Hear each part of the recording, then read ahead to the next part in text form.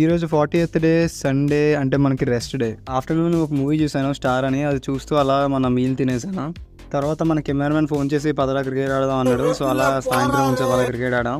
తర్వాత ఇంటికి వచ్చి నైట్ మనం మీల్ తినేసి టెర్రస్ మీదకి వెళ్ళిపోయాం మన వాకింగ్ కంప్లీట్ చేసుకోవడం కోసం. చాలా మంది రెస్ట్ డే అంటే అదేంటి బ్రో నువ్వు మళ్ళీ వాకింగ్ చేస్తున్నావు రెస్ట్ డే రోజు అంటే, రెస్ట్ ఓన్లీ మన వెయిట్ లిఫ్టింగ్ మాత్రమే, బాడీకి మాత్రం రెస్ట్ ఉండదు, అంటే కార్డియో చేయడానికి. సో అది ఎప్పుడు చేస్తూనే ఉండాలి రోజు. తర్వాత ఇది డే 41.